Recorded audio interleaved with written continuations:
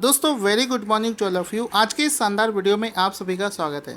दोस्तों एक सच्ची बात बताने जा रहा हूँ आपसे कि यहाँ पर गवर्नमेंट जॉब की तैयारी तो बहुत सारे लोग करते हैं, लेकिन एक सच्ची बात यह है, इसमें कोई भी झूठ नहीं है कि सबकी गवर्नमेंट जॉब नहीं लगती है। बहुत कम होते हैं जिनकी गवर्नमेंट जॉब लगती है, और जिसकी भी सरकारी नौकरी लगती है उसके सबसे ज़्यादा गर्व अगर किसी को होता है तो उसके पेरेंट्स को होता है। वो गर्व के साथ में किसी दूसरे रिश्तेदार को फ़ोन करके बताते हैं कि उनके बेटे का सिलेक्शन हो गया है। लेकिन यहाँ पर मैं आपको 2 मिनट में चेक कर दूंगा कि कौन कौन से ऐसे लोग हैं जिनका सिलेक्शन होगा और किसका नहीं होगा। एक चीज़ ध्यान से समझना कि अरे इसमें कितने ऐसे लोग हैं जो इस 20 मिनट के वीडियो को पूरा देखते हैं।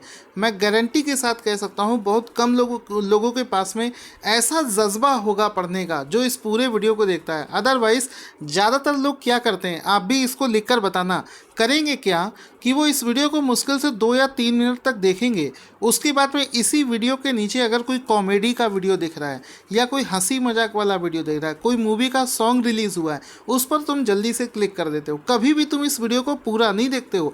और याद रखना अपने आप से झूठ बोल सकते हो, अपने आप को धोखा दे रहे हो अगर आप ऐसा नहीं कर रहे हो। एजुकेशनल वीडियोस को पूरे फोकस के साथ में पूरा देखा करो। अगर आप बीच में भटक रहे हो इसका मतलब ये है कि आपके अंदर में वो चाहत पढ़ने की नहीं है जो कि एक सिलेक्शन लेने वाले लड़के के अंदर होती है। अरे ज़िंदगी भर पड़ी है, ज़िंदगी भर आप यूट्यूब पर कॉमेडी वीडियोस देख सकते हो, गाने सुन सकते हो, उसके लिए पूरी ज़िंदगी पड़ी हुई है और ये चीज़ कभी ख़त्म नहीं होती है।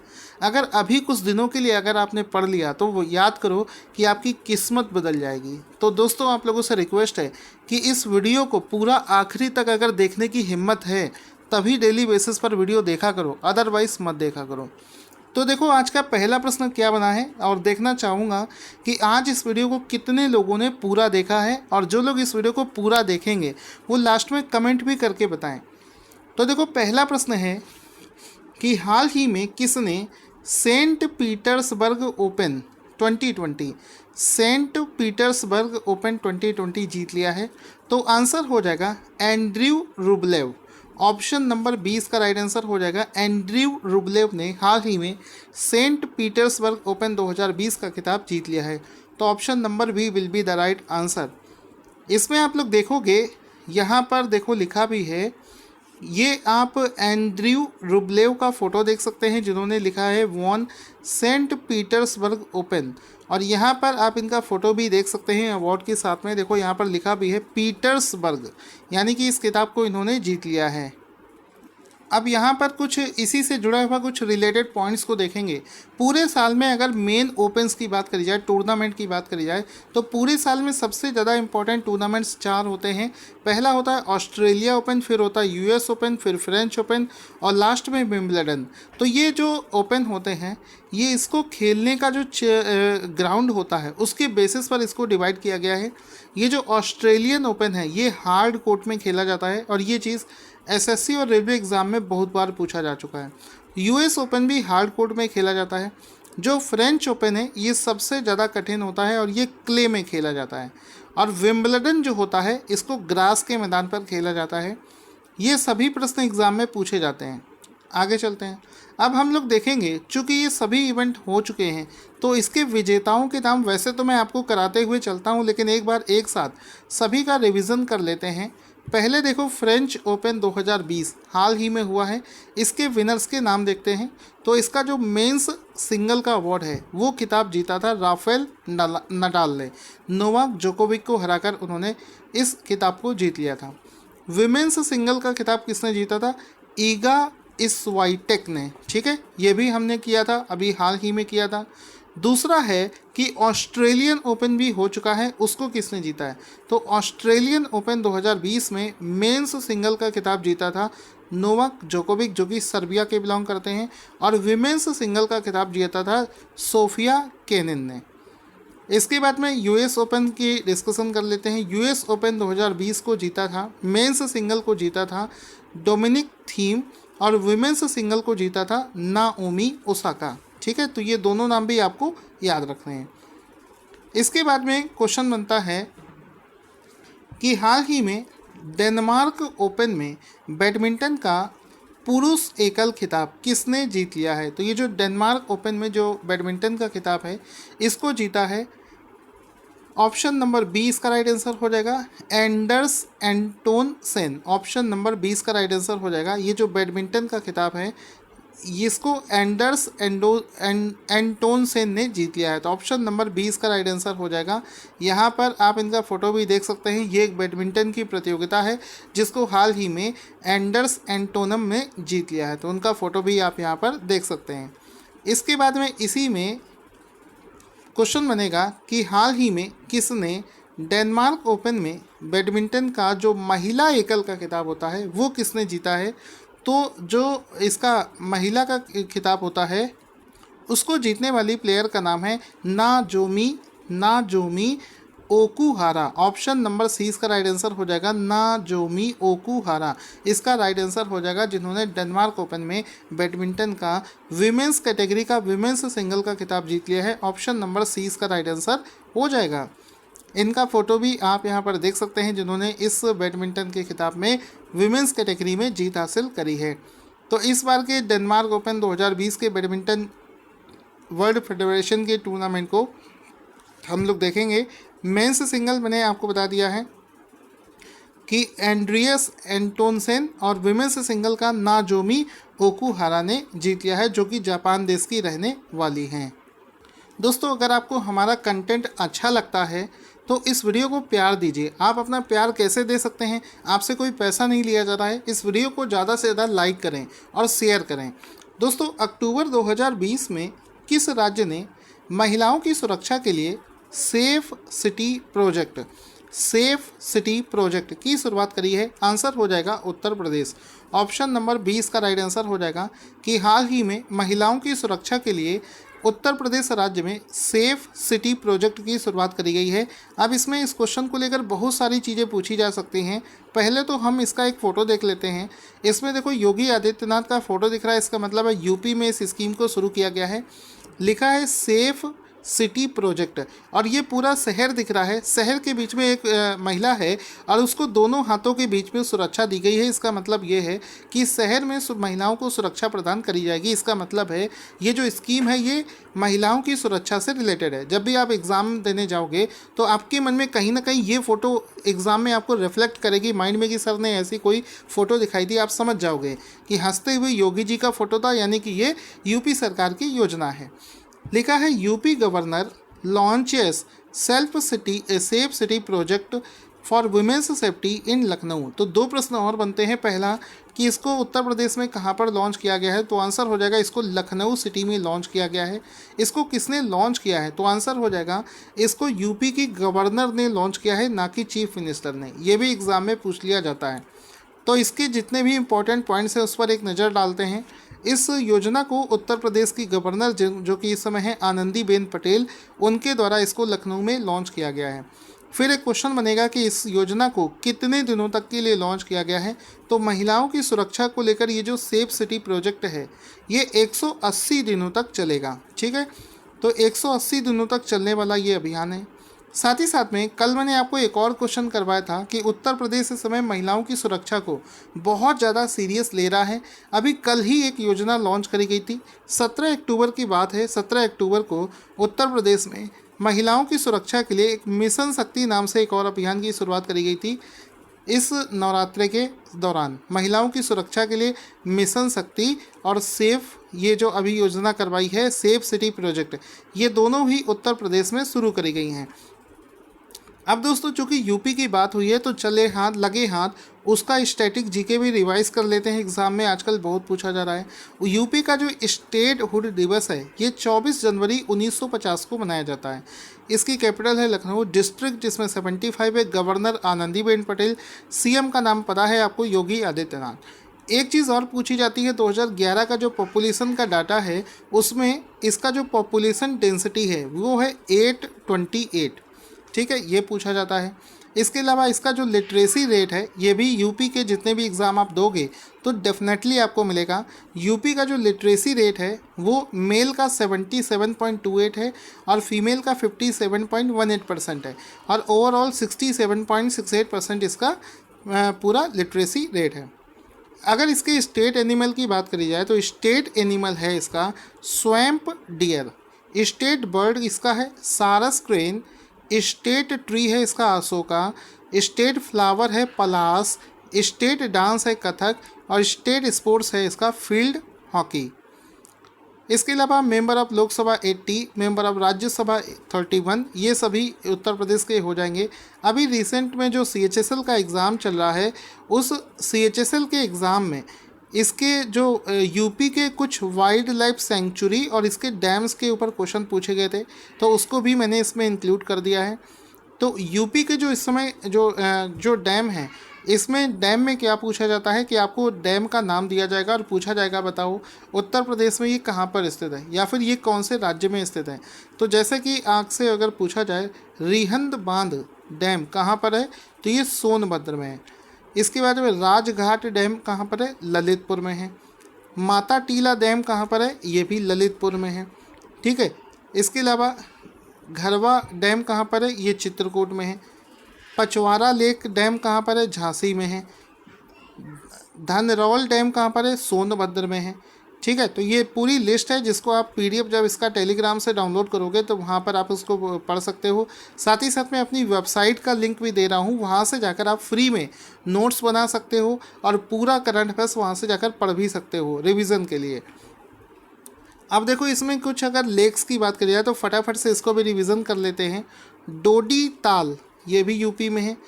नचिकेता, नौकुचिया, रूपकुंड, ठीक है, ये सभी यूपी में स्थित हैं। इन सबसे ज़्यादा जो इम्पोर्टेंट है वो है वाइल्ड लाइफ सेंचुरी। अभी लेटेस्ट में अगर कोई चीज़ पूछी जा रही है, किसी भी राज्य के बारे में अगर कोई चीज़ आपको पढ़नी है तो सबसे पहले पढ़ो वाइल्ड लाइफ सेंचुरी, आजकल बहुत पूछा जा रहा है। तो सबसे पहले देखो बखीरा जो सेंचुरी है ये संत कबीर नगर यूपी में स्थित है। Chandraprabha wild life sanctuary Chandauli में स्थित है। हस्तिनापुर वाइल्ड लाइफ सेंचुरी ये बिजनौर, गाजियाबाद, मेरठ यहाँ पर स्थित है। इसके बाद में हाँ जो इम्पोर्टेंट है वो देख लेते हैं। लाख बहोसी सेंचुरी ये कन्नौज में स्थित है।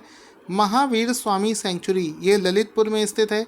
National Chambal wild life sanctuary Agra और इटावा के बीच में स्थित है। तो इस पर अगर हल्का बहुत भी नज़र रख लोगे तो आपसे क्वेश्चन कभी भी गलत नहीं होने वाला। बहरहाल ये है कि आप डेली बेसिस पर अगर वीडियो देखते रहेंगे तो विश्वास मानो आप कहीं से भी आपको कोई हरा नहीं सकता। करंट अफेयर्स में मैं आपको चीता बनाना चाहता हूँ जो कि सबसे आगे रहेगा। दोस्तों करंट अफेयर्स के क्वेश्चन में अगला प्रश्न जाने से पहले आपको बता दूं कि डेटा बहुत सारा है। दोस्तों आप लोगों से रिकमेंड करूंगा कि जो हमारा मंथली PDF होता है उस पर डिस्काउंट अभी चल रहा है। 3 महीने का पैकेज मैंने बना रखा है, उसको जाकर खरीदो। सस्ते रेट पर आपको पूरा करंट अफेयर्स मिल जाएगा। रिविज़न करो और विश्वास मानो एक भी क्वेश्चन इससे बाहर नहीं जाने वाला। भारतीय नौसेना और किस देश की नौसेना के साथ स्ली नेक्स्ट 2020 नामक एक सैन्य अभ्यास हाल ही में आयोजित किया गया है। तो अक्टूबर के महीने में भारत और श्रीलंका की जो नौसेनाएं हैं उनके बीच में स्ली नेक्स्ट नाम से एक सैन्य अभ्यास हाल ही में आयोजित किया गया है। यहाँ पर स्ली लिखा है, स्ली का मतलब ही समझ जाओ श्रीलंका। ठीक है, तो ये भारत और श्रीलंका के बीच में ऑर्गेनाइज किया गया है। तो ऑप्शन नंबर C इसका राइट आंसर हो जाएगा। इसका फोटो भी आप यहाँ पर देख सकते हैं। India Sri Lanka navies maritime exercise SLINEX 2020 to be held from October 19 अक्टूबर से इसकी शुरुआत हो गई है भारत और श्रीलंका के बीच में। अब कुछ इंपॉर्टेंट पॉइंट्स को भी डिस्कस कर लेते हैं। जैसे कि श्रीलंका के बारे में अगर हम लोग बात करें तो इसकी कैपिटल है कोलंबो और श्री जयवर्धनापुरे कोटे। करेंसी है श्रीलंकन रुपया और प्राइम मिनिस्टर का नाम है महिंद्रा राजपक्षे। इसके अलावा इंडियन नेवी के बारे में बात हुई है तो वो भी देख लेते हैं। इस समय नेवी के जो नवल स्टाफ हैं वो हैं एडमिरल करमवीर सिंह। इस समय इंडियन नेवी का जो हेडक्वार्टर है वो नई दिल्ली में स्थित है। अब इसमें एक चीज़ आप लोग बता दो कि जो भारतीय वायुसेना है और भारतीय जो थल सेना है, ठीक है, इंडियन आर्मी और इंडियन एयरफोर्स, इन दोनों के जो चीफ हैं वो कौन है, दोनों के नाम कमेंट बॉक्स में लिखकर बताइए। मैं तो आपको हज़ारों बार ये चीज़ बता चुका हूँ, जो रेगुलर वीडियो देखता है उसको तो रटी हुई होंगी सारी चीज़ें। क्वेश्चन बनेगा कि ग्लोबल हंगर इंडेक्स 2020 में किस देश को प्रथम स्थान प्राप्त हुआ है। तो आंसर हो जाएगा बेलारूस देश को पहला स्थान प्राप्त हुआ है।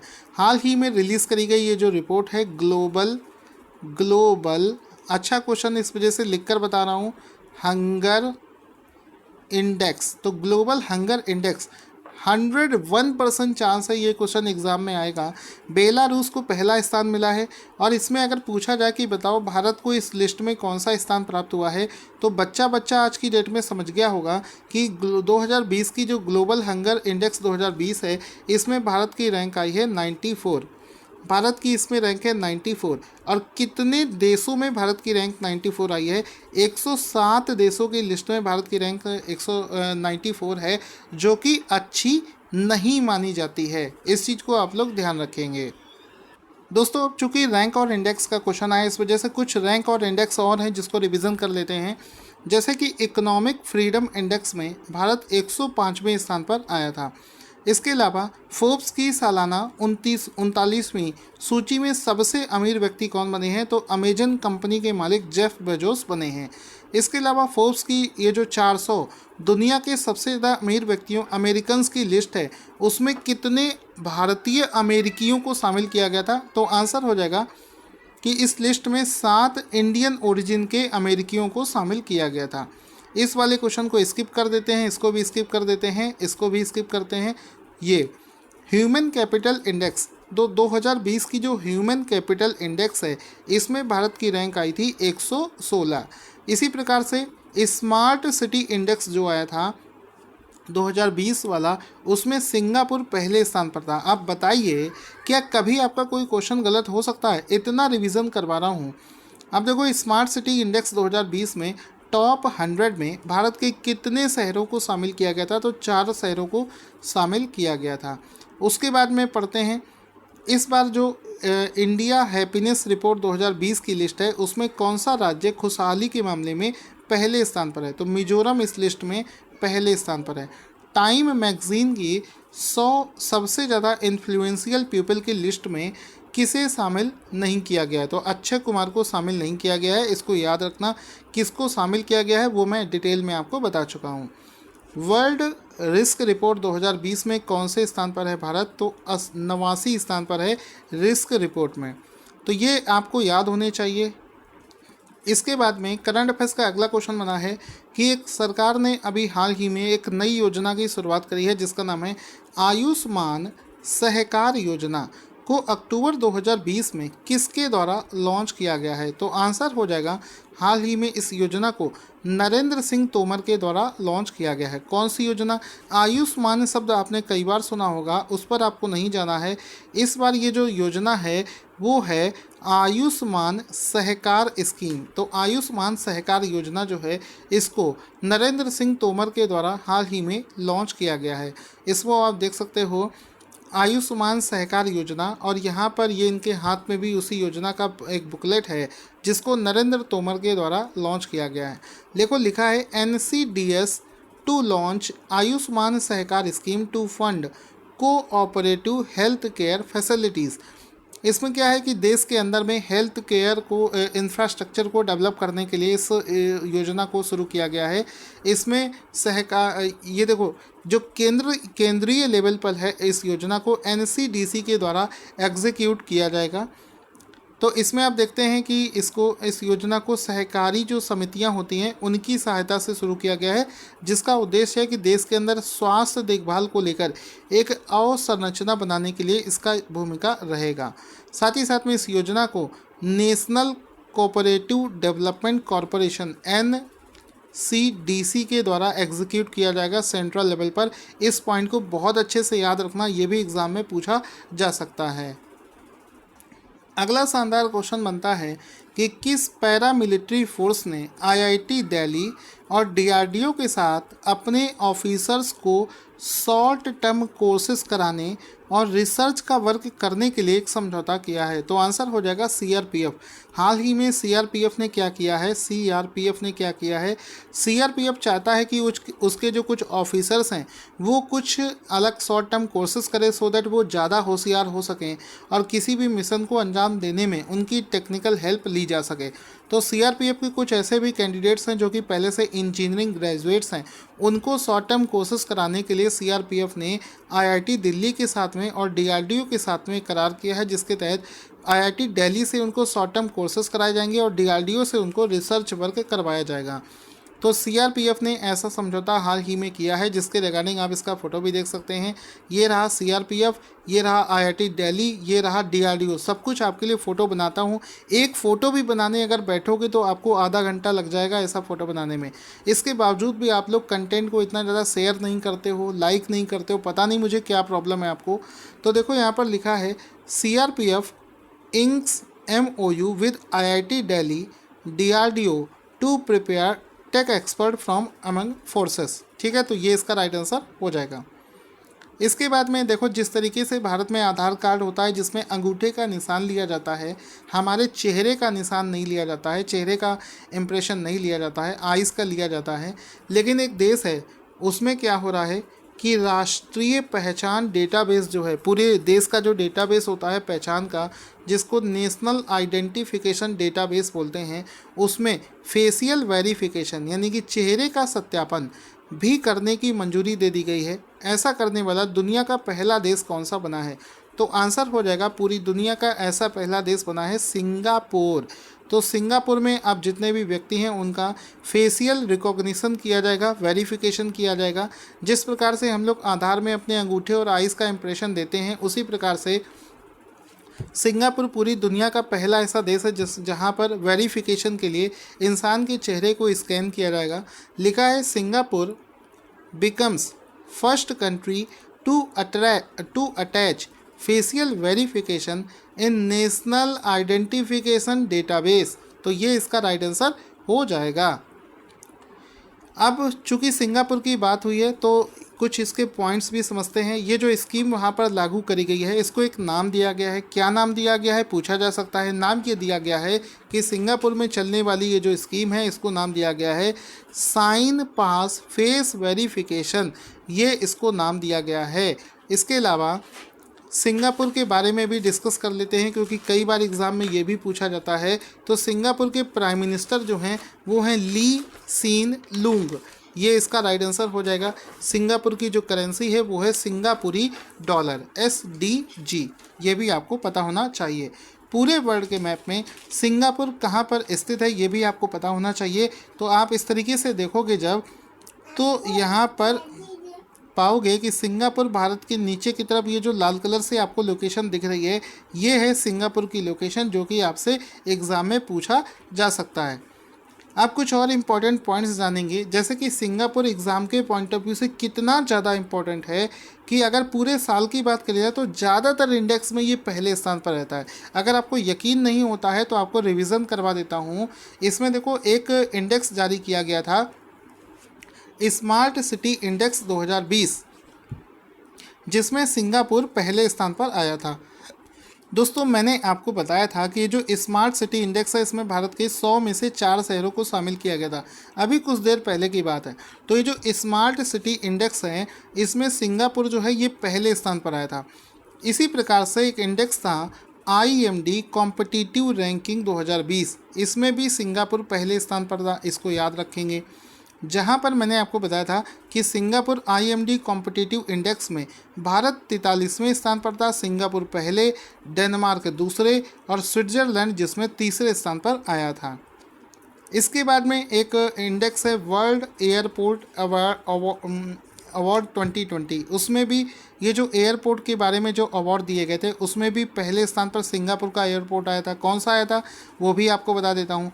तो एयरपोर्ट्स को देखो, सिंगापुर का एक चांगी एयरपोर्ट है जिसको पहला स्थान मिला था, जापान का टोक्यो हैनेडा एयरपोर्ट है और कतर का हमद इंटरनेशनल एयरपोर्ट है जिसको तीसरा स्थान मिला था।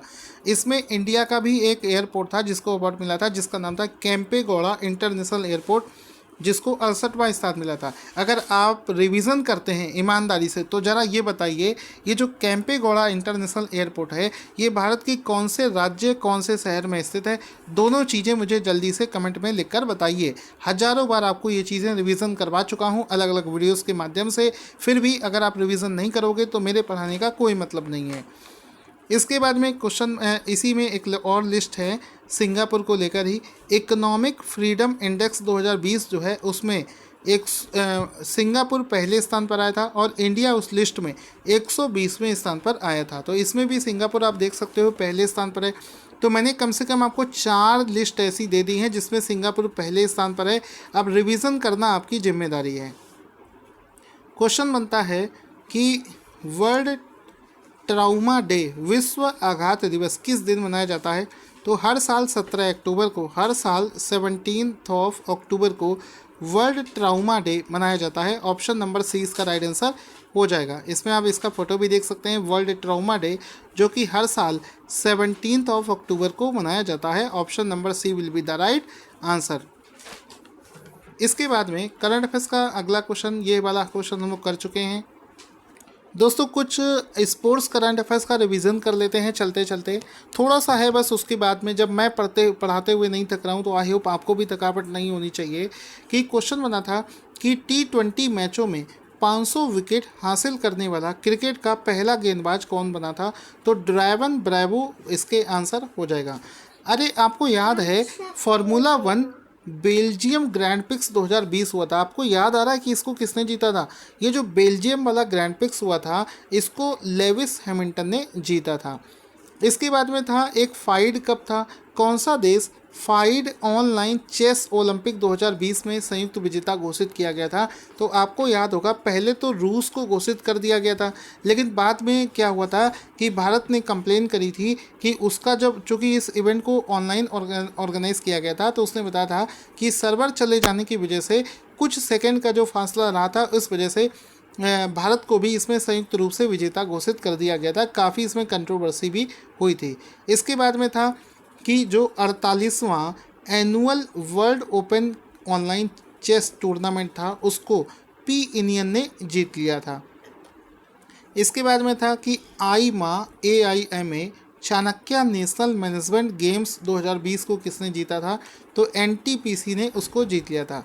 अच्छा, बहुत ही शानदार क्वेश्चन आपको याद होगा कि हम लोगों ने किया था इटालियन ग्रैंड पिक्स 2020 जो हुआ था उसको किसने जीता था? क्या आपको याद है? अगर नहीं याद है तो रिवीजन करने की ज़रूरत है। पियरे गैस्ले इसका राइट आंसर हुआ था और बहुत अच्छे से बताया था कि पूरे साल लेविस हैमिल्टन इस ग्रैंड पिक्स को जीतते रहे हैं, लेकिन पहली बार पियरे गैस्ले ने अपने करियर में इस इवेंट को जीता है। किस देश के क्रिकेटर इयान बेल ने क्रिकेट के सभी फॉर्मेट से रिटायरमेंट की घोषणा करी थी? तो इंग्लैंड इसका राइट आंसर हो गया था। फिर सितंबर में क्या हुआ था? सितंबर में किस खिलाड़ी को गलती से गेंद लाइन जज को मारने के कारण US ओपन से बाहर कर दिया गया था? तो बड़ा ही सैड मोमेंट था। मैंने आपको वीडियो भी दिखाया था कि नोवाक जोकोविक अचानक से मैच खेल रहे थे और उन्होंने जब गेंद को मारा तो एक लाइन जज को अचानक से जाकर वो गेंद लगी थी, जिसकी वजह से US ओपन से इनको बाहर कर दिया गया था बिना मैच खेले हुए।